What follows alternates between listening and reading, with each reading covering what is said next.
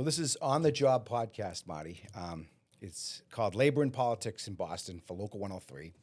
Basically for our members to kind of hear from people that are making policy in Boston, whether they're labor leaders, whether they're politicians, and for our members to hear from them and kind of go from there.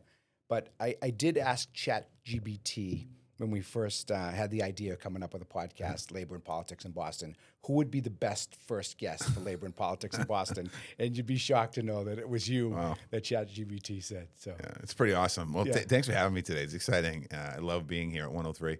Yeah. As you know, my campaign, my political career started in this hall when I ran. My office was on the other side of this wall right here. It was pretty awesome. So I have a lot of great memories here. Yeah, we're very proud of our friendship with you and everything that you've done for the labor movement. Let's back up a little bit. Let's talk about your background in Dorchester and how that's led you into your union and your leadership career and your political career. Talk a little bit about your background. Well, I grew up literally right down the street from this hall in St. Margaret's Parish on Taft Street. My mother and father, immigrants from Ireland, they came out, and my father came in 56. My mother came in 59. My father joined the Laborers Union, 223.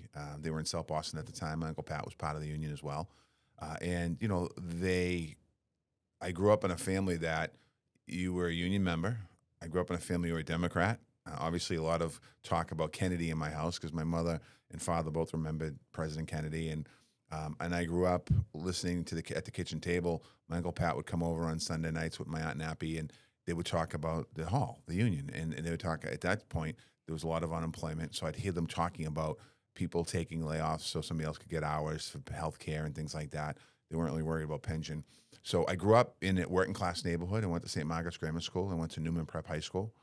I went to college, Quincy Junior College for a year, and Suffolk University for half a semester. And I dropped out of college, and I joined the Laborers Union. I had worked one summer in the Laborers Union. I worked down in Commonwealth Pier, and I got a chance to meet a lot of electricians, a lot of iron workers, a lot of everybody down there, and understand what the conversation was in that kitchen all those years before that when I was a little kid. So I grew up in a good working class neighborhood. You know, you think about today growing up in a neighborhood, they don't have CYO. You don't see kids playing street hockey in the street anymore. Right. We did all that, and it was pretty awesome. Yeah. Your story for a lot of union members is similar, like it's generational, right? Coming into the union, because your father was in the union. You heard your father and your grandfather, your uncle, your parents talking about the benefits and talking about the benefit of being in the union, and that still happens today. But now there's a lot of here at Local 103, of course, there's a lot of first generation members coming in that didn't have that. It's a little different too. Yeah. I think that, you know, I remember when I started working, unemployment was a big thing.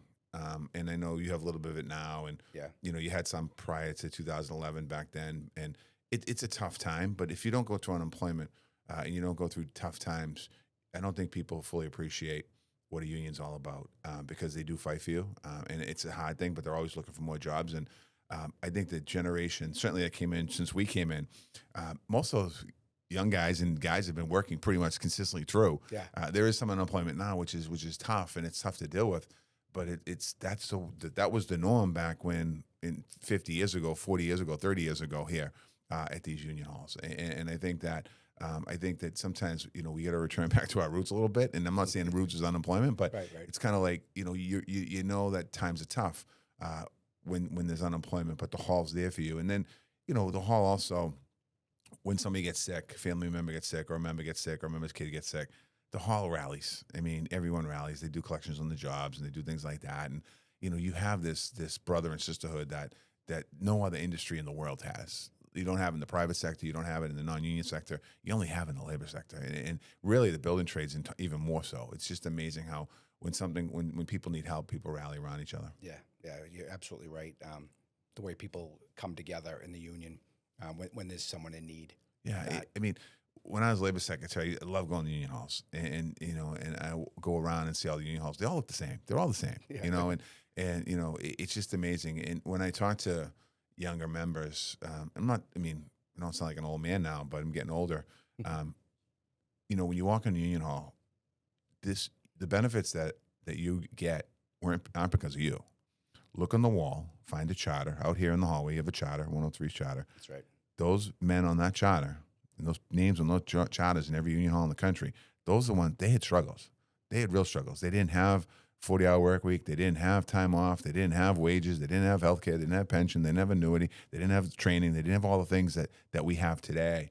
And they started something because they wanted the next generations, plural, of people to follow them to have something special.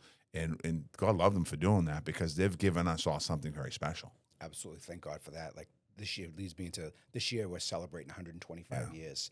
And I've been trying to reflect a little bit, like everything that we have today, it's not because I did it. It's been consistency. You add to over it. 100 years. Every generation adds something to what was built on 125 years ago. Yeah, I'd like to think we're adding to it, right? Yeah. And I think we are. I believe we are. We're working hard to do that. But just to try to understand the struggles from, put yourself in place 125 years ago or 100 years ago, and it's just, holy crap, some of the obstacles that they had. And to figure out, like, they had the same obstacles, similar, maybe even worse than we're having today. No, this is true. It's true. But, I when I travel the country, I went down to the Delta region of the Mississippi. If there's a need for a building trades, there's one in the Delta region of Mississippi. And what a lot of members went through back in the beginning of the unions in the 20s and 30s and 40s, they're going through today. And like, there's just there's nothing, no protections there for them. Mm-hmm. And I think that, when you think about that, it's like you realize it's happening right now in our country. So you think about us that have the opportunity to carry a union book in our pocket. And people might get frustrated with the union. That's okay. There's nothing wrong with that. But understanding when the shit hits the fan, it's your union is going to back you up. That's right. That's a great point. A lot of the struggles are very similar over decades, and they just kind of repeat themselves. It seems they like. do. Yeah, They do. The same. The things that you hear today on the news that people are upset about, up in arms, whether it's immigration or anything else, the same conversations that would happen back in the early part of the 20th century. Yeah, I mean, you think about like our unions, the Irish, the Italians, every other ethnic group came in. Nobody was welcome with open arms. That's like sure. During that period of time, no one said, "Oh, come on in." Like Right. there was signs in America, "No Irish need apply." I mean, like that's real. Those are real. Yeah. Italians face the same thing. Italians face the same thing. Jewish people face the same thing. Everyone faces the same thing when it comes to immigration, and it's a hard conversation to have because people don't want to hear it and don't want to listen to it. But when you think of America, when I think of America, and I'm a hardcore union guy, we were built by immigrants. That's right. We're a country founded on immigration. Yep. And even today, I mean, I know there's a lot of rhetoric about immigration, but I was a labor secretary, and I would talk to businesses, and the biggest threat to our economy today isn't the stock market, isn't all this stuff. It's not having enough workers for jobs in America. We have more jobs than people eligible for the jobs in America, and that's a reality. Now, people say, well, they're coming taking our jobs in construction. There's some of that happening on the non-union side of it, not a lot happening on the union side of it. And we have to do more of a job to organize and do organizing, which right now is really difficult because we don't have an NLRB that works for us. Sure. But, it's kind of like, look beyond immigrants, and I've had some heated discussions with people about immigrants. They talk about, well, criminals. Well, of course I don't want the criminals in America. Right. And we know who they are. I mean, this administration is rounding people out because they know who they are because the past administration knew who they were. And so I get it. I get the frustration of this. But I also understand there's another side of this that we have to look at about the economic side of this. Sure. In business in America, U.S. Chamber agreed with me, but they wouldn't say anything because they were afraid to say something. Yeah, imagine that. Shifting gears a little bit, you've been very candid about your recovery and how that's propelled you in your career to where you are today. Yeah. The last few years we've taken I think all the building trades have here at Local 103, we definitely have talked about recovery, and it's okay to come forward, and it's okay to not be okay, I guess is the kind of comment. Talk a little bit about your path and your journey. So my journey started in April of 1995. I was working for the Laborers Health and Welfare Fund, and I was dabbling in politics. I hadn't run yet. I was involved in campaigns and things like that. And in the daytime, if you saw me, everything was kind of put together. I was like active. I was, doing rallies with the unions, question 2 in this hall, and vote no, I think question 4 in this hall as well a few years later. and political candidates. A lot of stuff came out of this place. This was the meeting point for a lot of unions. So I'd be active in the campaigns in different ways, and what I found was the drinking was taking my inside and ripping it apart. And I had a lot of disastrous weekends, but I had one particular disastrous weekend that was blackouts and grayouts and being thrown out of the Bruins game and being thrown out of the Hop at the Garden, all that stuff. And I went home and I didn't know what to do, didn't know where to turn. I knew what AA was kind of, and I knew what recovery was because I had a lot of family in it, but I didn't necessarily think I was that person that needed recovery. And I went to work on Monday, the 24th of April, 1995, and my boss went to see him because I had done some crazy shit the weekend before at work, and he gave me a phone number to call, the EAP program, and I did. I called Jim Carboni was the guy's name, EAP, and he gave me a test, 10 questions, and I passed it, and I really wasn't a good test taker in my life, but I was that day. Yeah. And he recommended I go inpatient in Gosnell, and I didn't have any desire to go inpatient in Gosnell for alcoholism. I had it worked out. I was going to go to AA, see a counselor, and after a few months when the heat's off, drink normal. Mm-hmm. And I never could drink normal. I could never go have one drink. It's just not in my nature. So I went down to Gosnell, and I learned about alcohol and alcoholism and alcoholics. And I learned that I came to realize I was an alcoholic. I think I knew I was an alcoholic, but I admitted I was an alcoholic. And then I got into the program of Alcoholics Anonymous. I keep coming back to this hall. I spent a lot of nights in this hall because there's so many good meetings in this hall on nights that I'd come here for meetings, and my union meetings here as well on Sundays. So I started to get sober, and instantly when I got sober, my life started to get better. Just different things would happen, and I got better just life started to fall in place for me. And then what happened was I was running for office a year and a half later after being a year and a half sober. Went back to college at Boston College, went to night school and night. Went to college, night school and day working at the State House, wow. and got my degree and had a great career at the State House. I loved it. Yeah. How old did you get sober? I was 29. 29. Wow. One guy that challenged me he challenged me for college was Joe Niagara. Mm-hmm. He was running the building trades at the time, and when I dropped out of college, he said to me, "You're never going to go back." And I'm like, "I am," and that was probably in the middle of my drinking peak, if you will, when I dropped out of college. Because I was working construction, making good money, lived at home, driving new cars, making a ton of money, having fun at night, partying, all that stuff. That was all. That's the way I was living my life at the time. I thought it was great, and I didn't realize it was progression. It was getting worse and worse and worse and worse as time went on, and I didn't go back to college. And the night I graduated Boston College, I called 3 people. I called my mother to tell her I graduated college because Irish Catholic mother loves to see a graduate from Boston College. I called Joe Niagara and thanked him. Yeah, and he didn't remember he challenged me, but for like 20 years he was in my head. Yeah. Because I didn't want to be a failure. And because I got sober, that ability to not be a failure was able to be overcome. That's awesome. That's great. AA is kind of not anonymous anymore, right? No, it's kind of like out in the open. It's kind of mainstream, and it's almost cool to be in treatment or to be, which is good. Which is good. I think that when you're in treatment, what I would say to any member listening, and somebody's going to listen to this podcast that's struggling, it's like your life sucks right now, and you have this feeling inside of you that is just desperate, and you don't know what to do about it, and it's not an easy thing to do, but neither is using and drinking all the time. That's not easy either. It's hard to try and fake everyone, keep everyone that you're not drinking, not using, and you're doing this stuff. So I think getting into a treatment program, and the unions have unbelievable coverage. So, I was fortunate that I was able to go through the laborers coverage. And then what happens, what you've done and Brian has done and Tom Gunning has done on the job sites is just amazing to see. Lives are getting saved every time there's a demonstration or a conversation on the job site. It's okay to talk. It's okay to talk about your feelings because you have an incredible life after that. Yeah, yeah. And it seems like it's when I went through the trade. I come in 1990.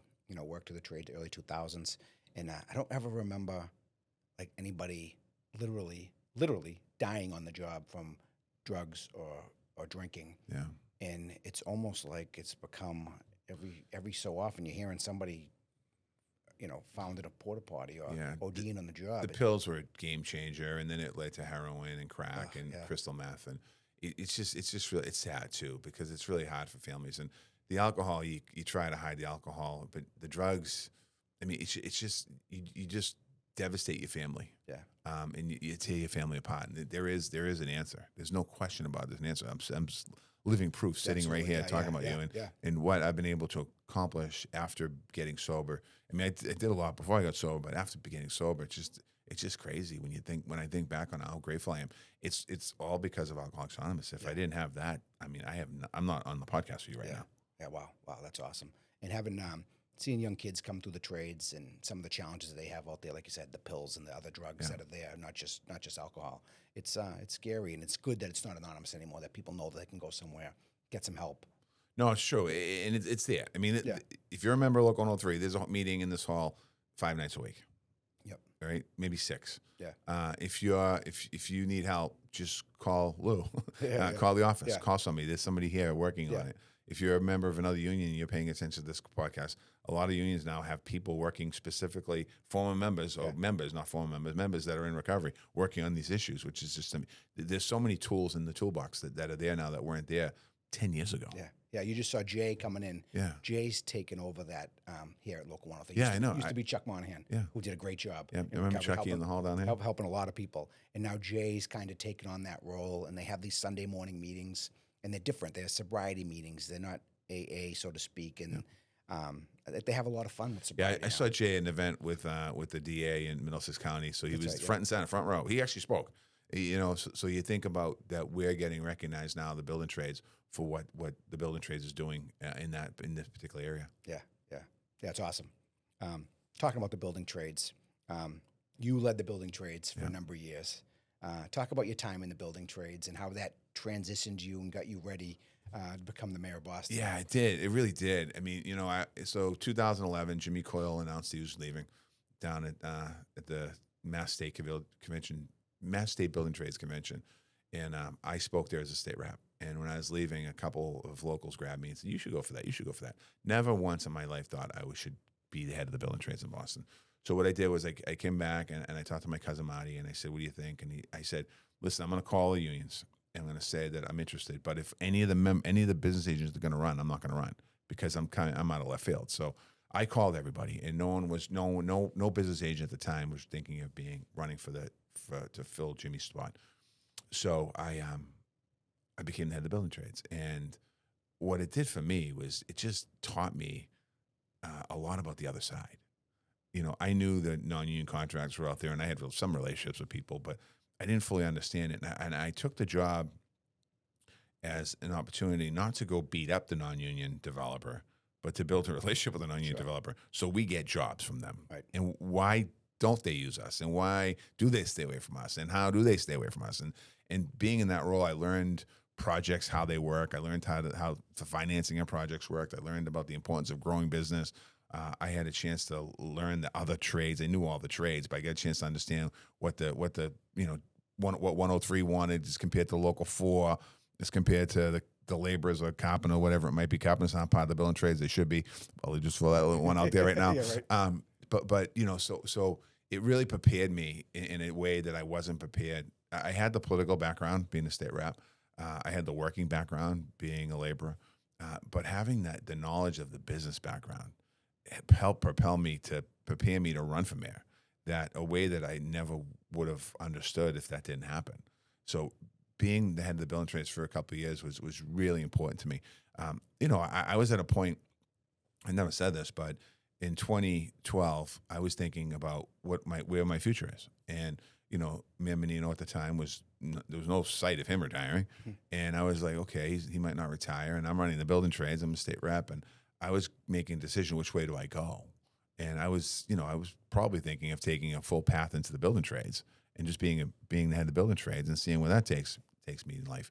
And I had that in my head. That was my plan. And then April of 2013, I got a phone call from somebody in Menino's organization telling me that the mayor's going to announce tomorrow he's not running for election. And then it was game on at that point. Yeah, that was a pretty exciting time. It was awesome. Mayor Menino was great. He was great to the building trades. He was. As you know, because you were at the building trades. and then that whole, hadn't had a new mayor, a new race in 20-something years. Yeah, it was awesome. I mean, it was incredible when you think back on it. I got in the race and I just felt like from the minute I got in, I felt I was going to win. I just had a feeling inside of me. And then, we just started campaigning and, people coming out of the woodwork to help us, the campaign. We had thousands of volunteers. There was 10 people in the race. And then the first election, the primary was, we had our event at Venencia. We came in number 1. And I was like, holy moly, like we came in number 1. And then it was me and John Conley in the final. Obviously, it was a long stretch. We had a lot of fights, a lot of fights. I shouldn't say fight, a lot of hard, long days. Yeah. And then, we won that night. And it was just, what I thought was amazing. I'd go to the campaign office and there'd be members of the building trades there with their work boots on, making phone calls.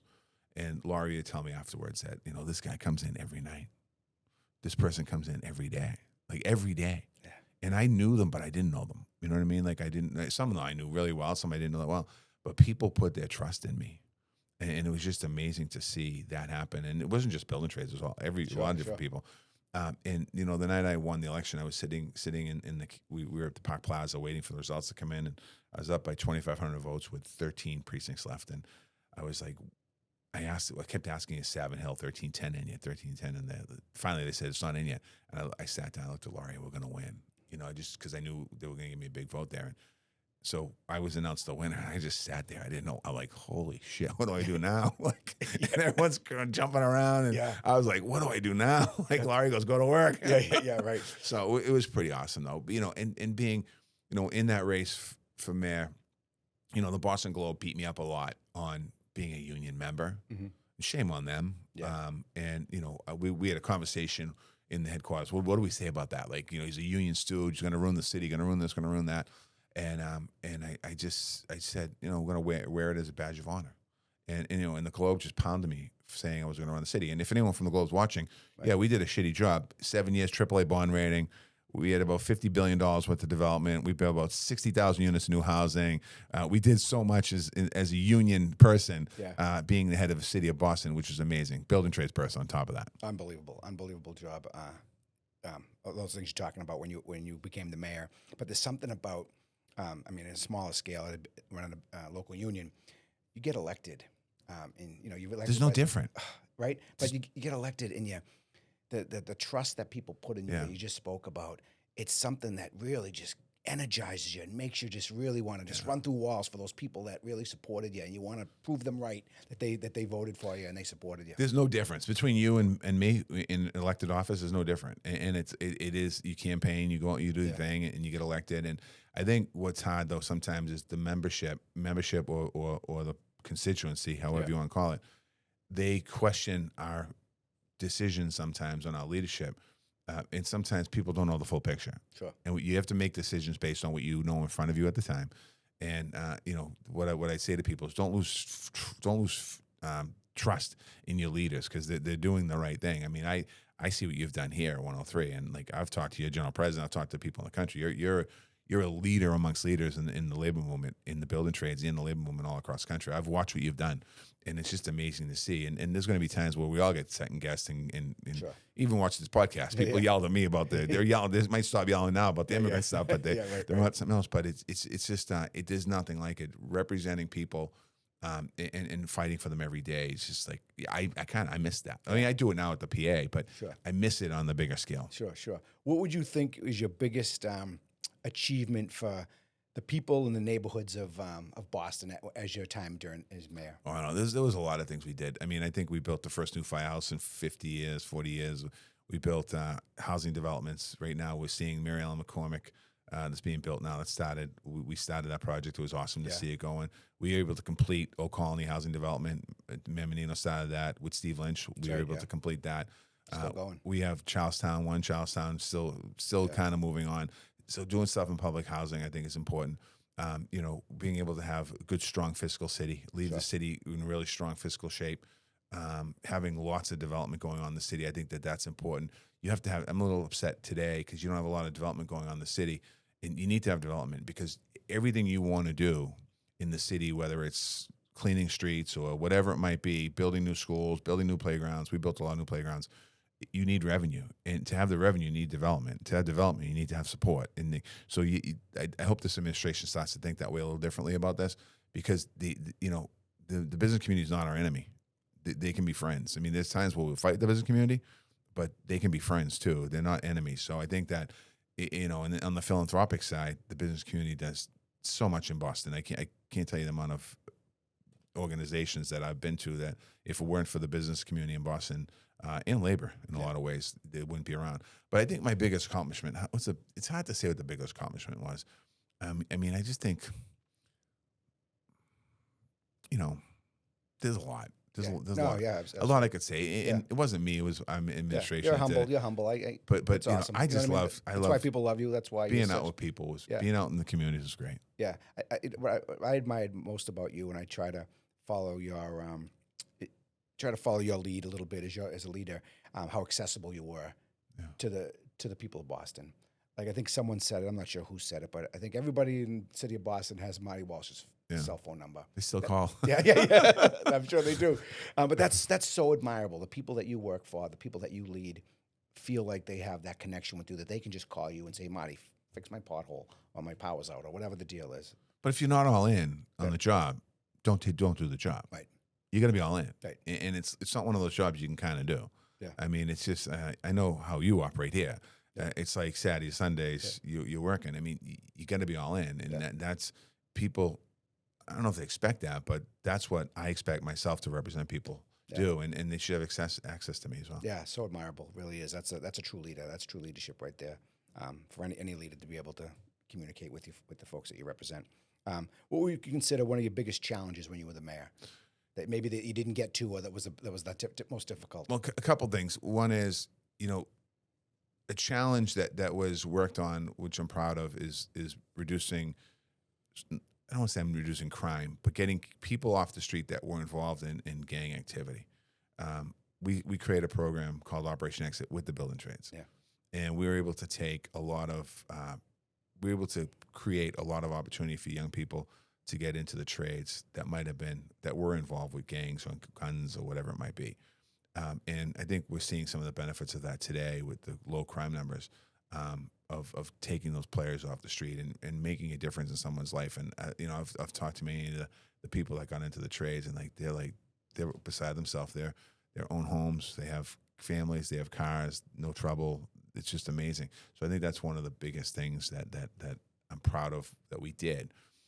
On the other side, I think the schools is a challenge. I mean, it's so frustrating with the schools. It's hard. I mean, you have to consolidate schools. I know the current administration is trying to consolidate schools, and they're getting beat up for it. You just got to do it. I mean, we did some of it. We were going to do a lot more if I ran for another term. Mm-hmm. My third term was going to be a lot of consolidations, because the district the schools are old and they're big and they're just not efficient enough for our kids. So we have to make them better. I think the schools is part of one of the things that I think every mayor will say it's a challenge. There's moments of brilliance in those schools, and there's moments of toughness, of tough times in those schools. And I think that the one thing I would change is I hired 2 superintendents as the head of schools. I wouldn't put a superintendent in charge of the whole district. I would put a manager in charge of the district, and I'd put superintendents in charge of education. And the reason for that is that the manager, you're talking about superintendent whose expertise is in education, and now they're worrying about school buses, and they're worried about food and services, and they're worried about buildings and maintenance, and they're worried about new construction. Those are all things that a superintendent shouldn't be focused on. Superintendent should be focused on the education in the classroom. So I think that, and I was going to do that twice, and I bent politically twice, and didn't do that, and I should have done that. Yeah, wow. You mentioned Operation Exit, which is a great program. It's kind of sounds like it's mirrored off a little bit about your Building Pathways program. Yeah. And Building Pathways, talk about pathways, and did you ever see it becoming what it's become? Building Pathways. So Building Pathways started in 2011. It was President Obama had a project labor agreement for all the housing developments in the country to retrofit the housing developments.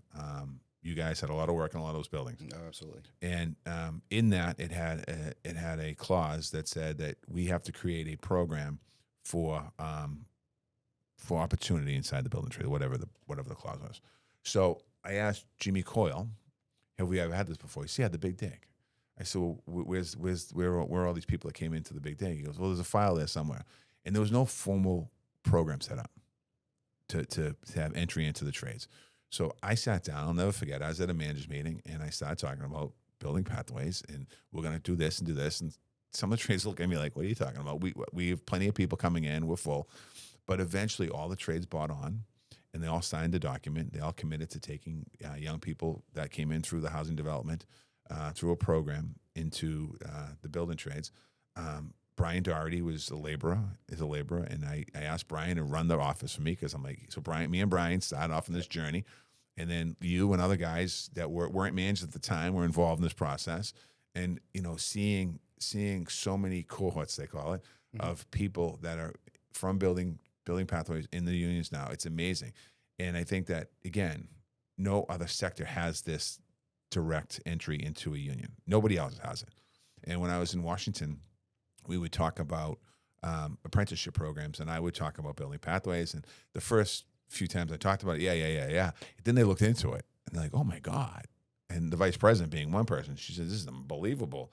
You have hundreds of people in the unions. I'm like, there are, and it's a pathway into the unions for people that otherwise wouldn't have had that opportunity. And it creates a balance, and it creates an opportunity to kind of build people's wealth. I mean, you're talking about some folks that came through the program, intergenerational poverty, and now they have an opportunity to become an electrician, and they're an apprentice, first year, second year, third year, fourth year. It's just amazing to watch their life turn around. It really is the opportunity that you're providing for folks that didn't have the same opportunity that you and I had. No, I had my uncle and my father. Right, same here. My dad, my grandfather. You're not going to college. You're going into the union. Yeah. You go down and see so-and-so tomorrow. And that's kind of how it was.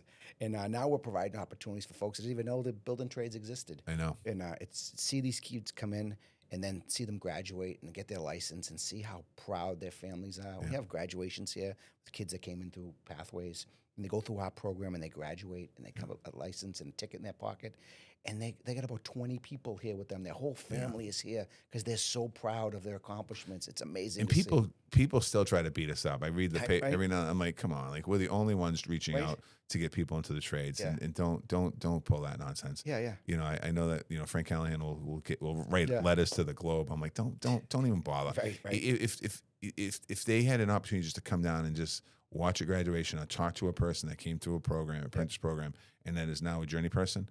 And what they're doing with their life and where they were before that, it's night and day. It's like, it's criticism is nonsense. Yeah.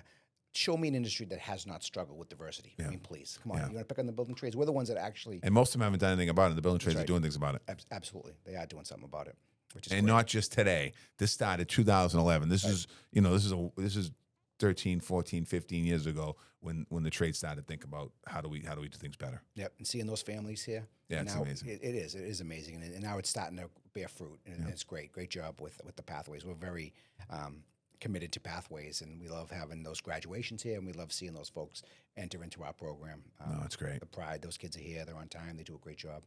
When you were towards the end of your tenure as mayor, obviously 2000 came. You got a call from the President of the United States. So I got a call. I was December of 20. I was sitting at home, and I got a phone call from Biden had just won. A vet, President Biden had just won, and I was asked if I would be interested in being vetted for a position, background check, and they said we can't tell you what position it was, but I assumed I knew what it was. Yeah. So I said, yeah, sure. And so they started this long process, FBI background check and everything. I mean, it was just checked everything. Yeah. And then in January, a few weeks later, in January, I was at City Hall. I was getting ready for my State of the City practice speech. I hadn't told anybody. And I was running for election. I mean, we had a campaign office. We didn't have an office. We had campaign staff. We were staffing up now and getting ready to run for a third term. And President Biden called, and he said, Marty, it's Joe Biden. I'm like, hey, Mr. President, how are you? Congratulations. I hadn't talked to him since the election, and we talked. He says, I'm calling you today because I want you to join me. I need somebody to be my labor secretary that understands the men and women of unions and that support unions and backs unions. And we're going to do a lot for organized labor in this administration. And I knew he was going to. And I said, absolutely, Mr. President. It was, so I said that. Then I had to go back and tell my team. I had to rewrite the State of the City. It's more of a farewell. it was hard. I mean, because I was emotionally torn. You can't say no to the president, and I have the job that I love the most in the world, being the mayor of Boston. But I went down to Washington. I did the job. I took the job, and I got sworn in in the president's cabinet, and it was a wild kind of ride there. Yeah, I mean, I can't imagine how it was for you. The pride back here for the building trades, for Local 103, and certainly for the city of Boston. Oh, how proud we were that our guy, like I said, everybody has your phone number, and they know you. They feel like I was getting a lot of texts. Yeah, I'm sure. From but it was, it was tough. It was tough to leave the city. I never physically left, but leaving, being the mayor of Boston, it was just because we had I still had a lot to accomplish. Yeah. That we didn't accomplish. But going down to Washington and so the first days of being in Washington, COVID was pretty still strong, and we had to get tested and wear masks and stuff like that. And I think it hit me one day. I was in the Oval Office. I walk into the Oval Office. I'm not name dropping because I had been in there for one other time for 20 seconds. So I'm in the Oval Office. The president's in there, myself, him, one of his aides, and his photographer. And then the president said, the aide left, and it was just me and the president, the photographer. And then he told the photographer, get out. And me and him, just me and Joe Biden in the Oval Office, and we're talking about working people. And he's asking me what I think about what we have to do in this country. And I kept referring back to Boston, what we're doing here in Boston, and what we need to do in other parts of the country. And he's a guy that wasn't a union member, but is the closest thing to a union member that's not a union member a person I've ever met in my life. And truly loves and loved the labor movement and loved people going to work every day with union books in their pocket. He's proud of that, that he fought for them for his time in the Senate and then time as vice president and then president. Yeah, I mean, they say most pro-union president. There's no question about it. Right? No question about it. And it's sad to see that all just get torn down to some degree. Right. I wouldn't say it's torn down. I mean, but it's trying. Everyone's trying to tear it down. And I get frustrated when union members do it because you have no idea. You will never have a person in the Oval Office that is so pro-labor as Joe Biden was. We will never have that again. Yep. And having a labor secretary that had a union book in his pocket that bragged about it, there was one other union president, one other labor secretary appointed by Nixon from the building trades too. But you don't have that every day. And the labor secretary today doesn't have a union book and is dismantling things that we did that are important and vital to workers in America and vitals here in Boston and in Massachusetts. I mean, this federal funding, if they cut back on it, you might go, the illegal immigrant, undocumented immigrant, okay, we're getting him, but you just lost money for a bridge. You lost man hours right there, and this one guy's getting sent back to where he comes from. But you can share that on, but you're not concerned about this. I'd be careful. Right. Because I think that, when you think about the amount, when the President Biden did the infrastructure bill, $1.4 billion. Part of that was $52 billion for electric charging stations in the United States of America that electricians primarily going to do the work on. Right. Not laborers, not carpenters, not operating engineers, IBEW members. Right. It's like God Almighty. What's wrong here? And I think I get the frustration with people in politics, and I can't just. We can talk about that in a minute. But let's not think about what we had and what we have now. It's very different. Yeah, I was just watching a thing. Might have been a podcast. It was on YouTube or something. It was the CEO of Ford talking about how the missed opportunity for electric vehicles and how we just basically gave it to China. Yeah. China crushing us, and they were before an investment was coming along. So that investment was helping us get even with China in the electric vehicle market, and now we've just kind of squandered it. It's unbelievable. It's sad, I mean, and those are jobs for manufacturers, automobile manufacturers all across the country. Those are jobs for building charging stations all across the country. There's another industry being created. I mean, 103 has been ahead of it for a long time. You have the windmill outside. I remember one of the first people to put a windmill up. You've been ahead of this power in the future, and it's coming. Yeah. It's just that it's going to come at the cost of a lot of IU members. Yeah, we need more. We need more forms of energy than less. Yeah, you know what I mean? You do. I mean, the reality is we do. Yeah. I mean, wind and electric and solar is not the answer, end all be all, but it's part of the equation. It's part of the answer. And there's a lot of jobs there. Yeah, I mean, tons.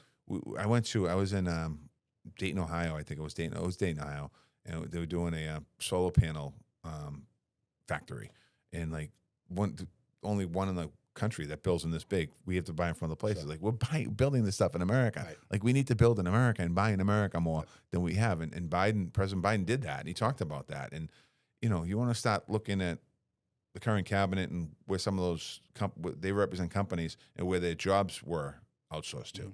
It's frustrating to some degree to see it. But again, to come back, you know, in fairness, Democratic Party, we don't have a message. We're not really, we still don't have a message. Right. We don't know how to fight back. And I think that if we want to truly be the party of the working people, we got to start realizing, we got to start working, cultivating our union brothers and sisters a little better. And we got to start thinking about how can we represent everybody, but make everyone feel part of, and that's okay. Sure. I mean, like, you know, you can represent whoever you want to represent, but it's a big tent. Sure. And I think for a lot of years, people felt excluded in that tent. So they started to migrate, particularly a lot of union members, towards the Republican side or independent, and they vote that way now. And it's kind of, it's hard to see, hard to watch. Do you think, so Joe Biden was a Democrat, but he was a moderate. Yeah. Right? He was in the middle. And he got the shit kicked out of him from both sides, from the far left and the far right. He couldn't do anything. You know, it was hard for him to get stuff done because he was on both sides, attacking them. Do you think this country wants a moderate anymore? Anybody in the middle? Or is it just think we're just going to see the pendulum go back and forth to the extremes? We've got Trump now. Who are we going to have next? AOC? Or we're going to have somebody moderate? What's interesting is that when you think about the primaries, in order to win the Republican primary, you have to be super right. Right. And in order to win the Democratic primaries, you got to be leaning left, maybe even a little more than that. And it makes it really complicated. So now you have two people potentially in the final that the middle doesn't want. Right. And I think there are more people in the middle, sure, than on the fringes. Growing, definitely. Right. And I think that they have to vote. Yeah. I mean, when you have an election day that votes, I think in this past presidential election, 2 or 3 or 4 million less people voted in the last presidential election. I don't know what you're doing in presidential election day, right, but if you can't find the 5 minutes to go vote, then something's wrong here. Yeah. In other parts of the country, it's longer than 5 minutes. Even in municipal elections here in Boston, like I used to, get frustrated when I ran for mayor. I think the turnout was like 30% or something the second time. I forget what that was.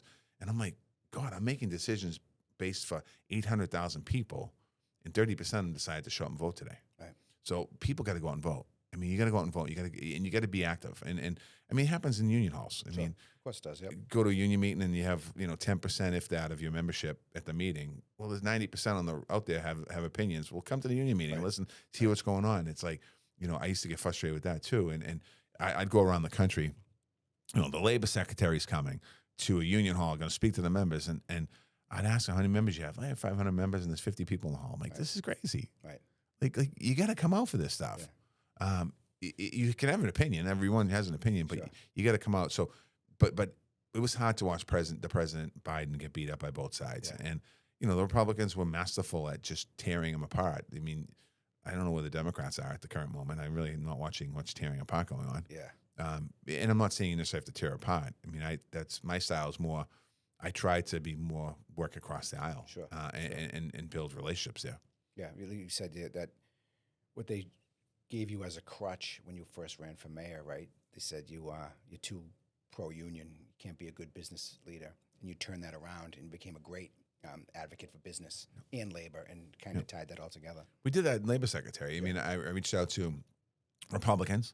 Danny Sullivan, Republican from Alaska. Father's a 103 member. Every time I talked to him, he told me his father's a 103 member. And not 103, a IBEW member. Very proud of that. And so I built a relationship with Danny. Danny's kind of conservative. Yeah. Lisa Murkowski, another one. Susan Collins, another one. Burr, another one. In the House of Representatives, Congressman Cole from Oklahoma. Super conservative. I went down to Oklahoma and we had a blast. Making fun of each other. He's a super conservative Republican, I'm a Democrat, and we're busting each other up a little bit, but it was a good relationship. And you know what? That relationship came back and helped working people in America because I was able to call them on things. You got to build those relationships. Absolutely. That spite that's out there just needs to stop. Yeah, politicians like you, masterful at personable, being likable, right? That's the first thing they don't say about Marty Walsh. Oh, he's a liberal Democrat, screw him. They say, oh, Marty Walsh, great guy. And you can be friends with all different people. I mean, the business community, whether it's Boston or DC or whatever, I mean, having them support you is important because, they're hiring workers and we want them to hire our workers. having a relationship. We don't want laying people off. We want people growing. Right, right. Is that part of the politics dead, where we know they can't work across the aisle? They're not working across the aisle, which they used to do. But they used to hear about, Ted Kennedy and others being friends out, There's some of that friendship still there, but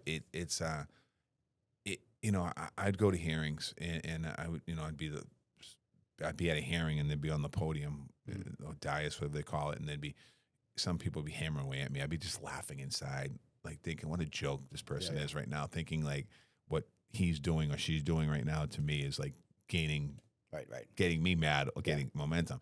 And it's like, but there are other people that truly do care about their constituency. There's a Congressman Harris down in Maryland that worries about his fishing industry and stuff like that. So like he wouldn't go after me publicly on TV. Like we'd have good conversations. Right. I hope it comes back. I think the biggest frustration with our members isn't just immigrants. It's just they just don't like and trust the elected representatives they have. Yeah. You can't come to a union hall as a candidate and say you're going to do this and do this and do this and always be a friend. And then when you get elected and you get a second term or third term as a congressman or a senator or a mayor or whatever it might be, and never show up again, well, you're not helping anyone either. Right. If you don't get involved in the picket line or you don't get involved in making a phone call, you're not helping anybody either. Yeah. And meanwhile, when you were running, this hall and other halls around the country, signs for you and workers doing 40-hour work week and then doing another 10, 15, 20 hours for you afterwards. I mean, working construction is not the easy job that everyone thinks it is. That's right. And then working on a job site for 8 hours, 10 hours a day, and then doing 2 hours of phone calls. That's a lot to ask of somebody. Yeah. So you shouldn't forget that. Right. I feel hopeful a little bit about union activity. Everybody says it's down. It's down. I'm not sure it's down. I see a lot of these younger kids that are getting in that never really were exposed to the union before, how active they are, how engaged they are, how they really want to be part of something. It's really great to see. You need to be. I mean, there's a lot. Your union is a family. It's an extension of your family. And like, the more engaged you are with that, the more benefits you get out of it. Especially young women, especially young people of color coming into the trades, really active. I love seeing it. Yeah, and it makes a difference. Yeah. Yep. I mean, if you say, it doesn't make it in my holding signs, well, you look at me. Yeah. I mean, right. When I ran for state rep, I had people holding signs in the corner for me. I'm right up here at Freeport and Morrissey, and I didn't have to worry about it. Every night there was a different union up there doing it for me. Yeah, right. And it's like, that makes a difference, and that campaign turned into becoming labor secretary. Right. Amazing. The Democrats and the Democratic messaging, has it hit rock bottom? I don't think so, unfortunately. I haven't been that engaged in the new Democratic chairman. I haven't spoken to him yet, so like he hasn't reached out. I haven't reached out either, though. Yeah. There's a couple people that I do know I've stayed in touch with. I think what we have to start thinking about is recruiting people to run for office that have personalities and likable, and people want to get to know. I think it's going to be the individuals within the party. I don't think you're not going to change the party in Washington or in Massachusetts by yelling at them, but you change it by who you are electing, and getting them more engaged in the process. Like as a state rep, a lot of Democratic reps, they go to the Democratic Massachusetts convention once every 2 years or once every year. They go there. They said they're not really that active in it. And there's a whole different group of activism in the Democratic Party. We need to be bring everyone to the table a little more. And so I don't think we hit rock bottom yet. I hope in the midterms, I really pray that we win one branch of the government back, because what's happening in Washington, the attack that's happening to workers is unbelievable, and not having that stopgap in the Congress. And what I mean by that is, people that everyone knows, but just in case you don't know, if a bill's filed that is, say, anti-labor, when you have a majority in the House and the majority in the Senate, it'll pass through the anti-labor bill and the president will sign it. If you don't have a majority if you control one branch of government, so Democrats control the House, Republicans control the Senate, you can stop legislation from going through. And there's been damaging legislation. Yeah, damaging legislation, and you see more and more of it happening right now. I mean, this administration claims to be pro-worker, but I mean, a lot of the things that we did as meaning President Biden and the Department of Labor, they've been taken apart. And like, you don't have to take apart worker safety rules. Right. You don't have to defund OSHA. I mean, that's crazy. You don't have to defund workers. The things that we were able. I'm not going to say anything else because they'll see it and they'll try and rip it apart. But well, the NLRB and the NLRB is another one. I mean, like, you have a grievance, you want to take something to the NLRB. Right now, there are people they don't just giving up on Sure. organizing because they'll never get through the NLRB. Right. I mean, the NLRB is a building trades person. We don't rely on the NLRB a lot, but the union movement overall relies heavily on the NLRB. It does. It does. We're going to be screwed It as does. a movement altogether. So when Trump first came in, a lot of the changes and a lot of the wow factor, were like, oh man, here we go. I thought, the midterms are going to be a slam dunk for the Democrats. I don't know if I feel quite the same way anymore. I think that I just think that we are living in very uncertain times. Sure. I mean, we have a president. We had him 4 years ago, but this time is different. Yeah. It's just like it just seems like the administration and this administration is a lot listening to the courts and not listening to the process that we fall in place. And I don't know if the American people are paying attention yet. They will. I think what they'll do, I think we'll start seeing people pay attention after the holidays, after Christmas, because now we're into campaign year. But right now, I mean, if you listen to the polls and the pundits on TV, I mean, they're just slanted. And it's like no one's reporting the news. Everyone's just reporting slant. Right. For a long time, President Biden's fallen off. I mean, he was out of office for 3 months, 4 months, and all they kept talking about was President Biden's health and this and that. That guy from CNN wrote the book, which is a joke. So it's kind of like I think the American people start to focus on the election coming up real soon, and I think Democrats will have to have a different approach to talk to workers and people. They just have to change the way they're doing it. It's not working. Yeah. I mean, some people can do it. In Massachusetts, listen, we have all Democratic seats. We're all here. That doesn't mean that you don't still talk to the members and to talk to workers and to go back to union halls and talk to your constituents. You got to continue to do that. Yeah, right. We'll probably have to lose a couple more elections before people finally start to get it. I'm not sure, but yeah, I know, but we never know. We never know. Yeah.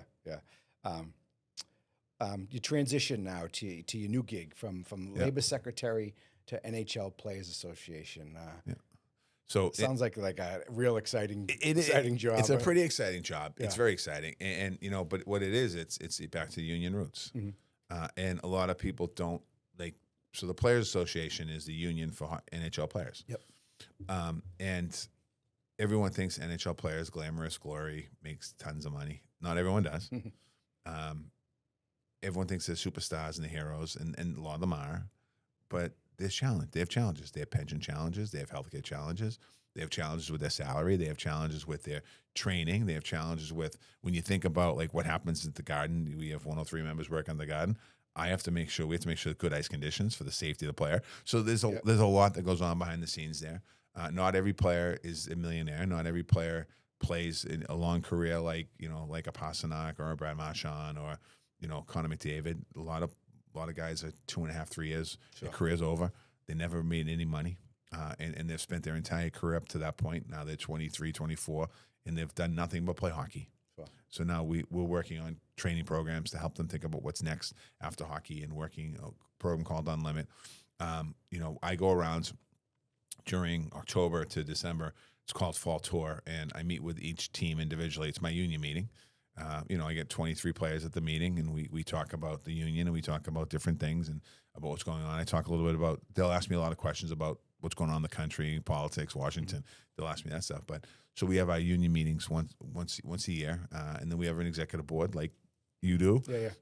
Player reps. And then we'll something comes up, we'll need a vote. We'll send it out to them. We'll have a meeting, a Zoom meeting or in-person meeting. Our meeting was in Vegas, board meeting.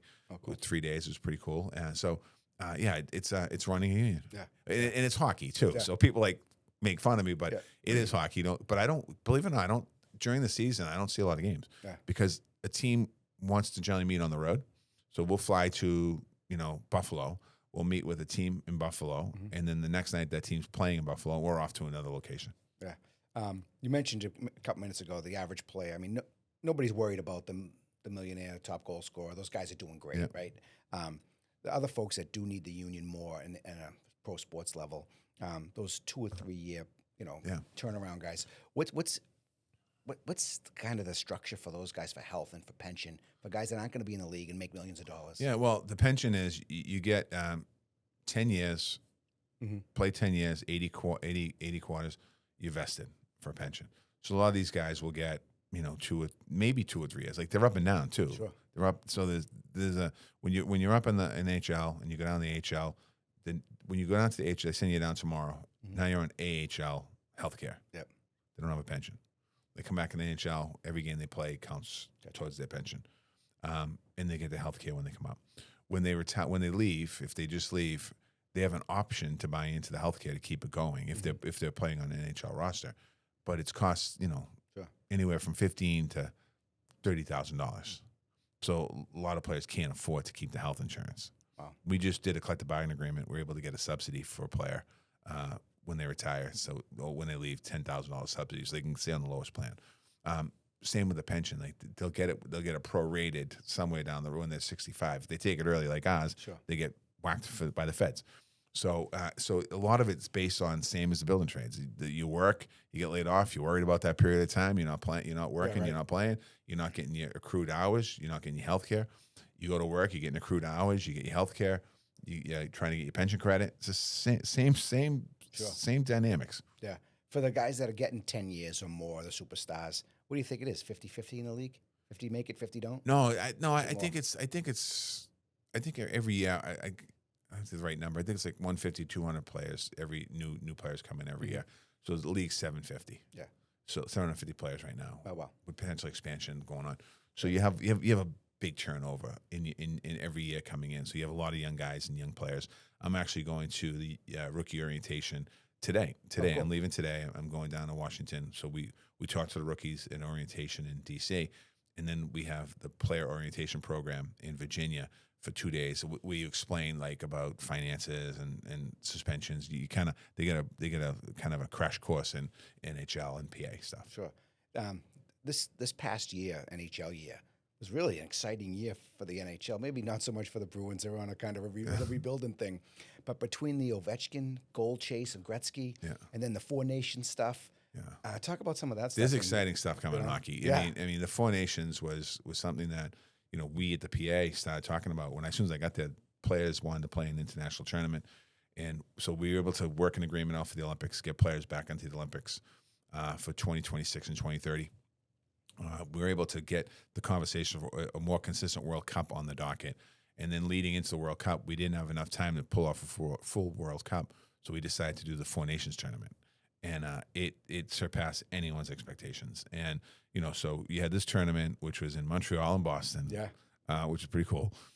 And then we have the Olympics coming February, which is going to be in Milan. Yep. And then 2 years after that, we're going to have a World Cup of hockey in February, same time. And we're not sure where they're going to be at. Games in Europe and games in North America. Oh, wow. So it's going to be pretty incredible. So it just adds to like seeing best on best on top of already what's exciting. I mean, this season you had Ovechkin's chase was unbelievable, and he made sure that they weren't open net goals. Right. He wanted to score goals, and people never thought he could do what he did. Yeah, he was legit. We had outdoor games in Wrigley, which is pretty awesome, and then Columbus, Ohio, which was the Columbus Blue Jackets versus the Detroit Red Wings, and there was 92,000 people in the stadium outside, and then it was like one of the highest watched TV games ever outside. So like you're seeing a lot of excitement. Then the Stanley Cup is just amazing. I mean, the playoffs in hockey is just from the first round on, you just don't know what's going on. And then you have all the sub stories around it. Connor McDavid in Edmonton, Brad Marchand was a Bruin, goes out there. Right. It's like, God, this is crazy. So another great season of hockey coming up. Yeah, I couldn't help feel happy for Brad Marchand. He was through and through. Yeah, and, it was good. It was, I shot him a text. I saw him that night that he won the cup. I was on the ice, and he gave me a hug. I gave him a hug, and it's just congratulations. And oh, that's awesome. It's just it's funny being the head of the PA now. I when I first started, I kept referring to the Bruins as we. Yeah, and like you represent everybody now. I know. So yeah. Occasionally, the we slips out still. Yeah, right. I'm gonna. This has been great, Marty, having you on here. I really, really appreciate it, and hopefully, it's not the last time we'll have you on again. No, this is awesome. I just want to listen. Thank you for doing this. This is important for your members. Yep. It's important for the labor movement to see this. I mean, I think that as time goes on, you can have other labor leaders in here and talk about stuff. But information is important, and I think our members. The only thing I'd ask our members is just like as 103 heads into its 125th anniversary, and as other unions have had their anniversaries, think about where you are today and where you want to be. Your job is to preserve the benefits that are currently put in place. And I'll see you all at 103's 125th anniversary. Yeah, it's going to be awesome. A couple final kind of rapid fire type of questions. So we talked a lot about your time in the administration, right? I have to know. So you talked about the Oval Office. Yeah. What was more cool, being in the Oval Office or being on Air Force One? Oval Office. Yeah. Yeah, Air Force One's pretty cool too. I was on it a couple times. Yeah. And I was going to tell us, well, yeah, it was cool. I bet. George the Kid in Air Force One, you can just imagine. Play it out with it. But Oval Office, it's not as, it's just like you think about all the conversations that happen in that office. Same on Air Force One. It's just all the conversations that happen in that office, just like everything. From Kennedy to FDR, it's amazing. Right, the history in that building, absolutely. And because of you and your connection and the connection to Boston, we had the President of the United States was in this building. Yeah. Which is just never happened in our 125-year history. May never happen again, but it's pretty amazing. We'll see. Yeah, we'll see. I love it. Favorite spot to go in the neighborhood in Boston? What neighborhood, what spot is your favorite? Oh, I don't know. It's there's a lot. I love. I know you're a Savin Hill guy, and I know you live in Low Mills now. A lot of great spots in both. I spent lots of time at McKenna's for breakfast. A lot of breakfast meeting at McKenna's. Now there's lots of breakfast meetings at Sweet Life. Yeah, Sweet Life's great. You know, when Green Hill's open, spent a lot of time in Green Hill Bakery. My mother still sends me down, and I love the Irish bread and the scones. So it's hard to pick one. There's a lot of new places. Sure. You know, the Bowery now is great. That's one of my spots, go-to spots now. The Bowery. So there's a lot of good spots. Yeah, we love the Bowery. Boston sports franchises, right? What's the next? Who's going to have the next trophy here in Boston? Pats are on. Seem like they're coming back a little bit. We'll see. Well, that's a hard one. I think I'd love to see the Pats be the next one or the Bruins, but I think it could be the Red Sox. Yeah. They're exciting. Aren't They're they? building a nice little team over there. The Red Sox. Yeah, I think they're playing great baseball right now, and they're in the hunt. And if they make the playoffs, it's going to be fun to watch. Yeah. I mean, there's already a buzz going on in Boston. The Red Sox are a fun team, so I think it's the Red Sox. Yeah, young team too. Yeah, it's a lot of buzz around the Red Sox. They're having a great year. One lesson from labor that you carry everywhere with you. One lesson from labor. Never back down from the fight. Yeah. Like I was taught that, and the fight doesn't need to be a fist fight. You can just never back down from the fight, and don't bend on who you are. Yep. And from your dad or your uncle or anybody else, even from Mayor Menino or Joe Biden, what's the best piece of advice you ever got? Best piece of advice was call everyone back even with the bad news. A guy named Danny Ryan from Savin Hill, court officer. We were talking one day. He got frustrated because he wasn't getting calls back from somebody. Yep. He goes, "You got to deliver the bad news too. Just call everyone back." And I've tried to live to that, calling everyone back. Yeah, that's great. Marty Walsh, Thanks, On the Lou. Job Podcast. Thank you so much, brother.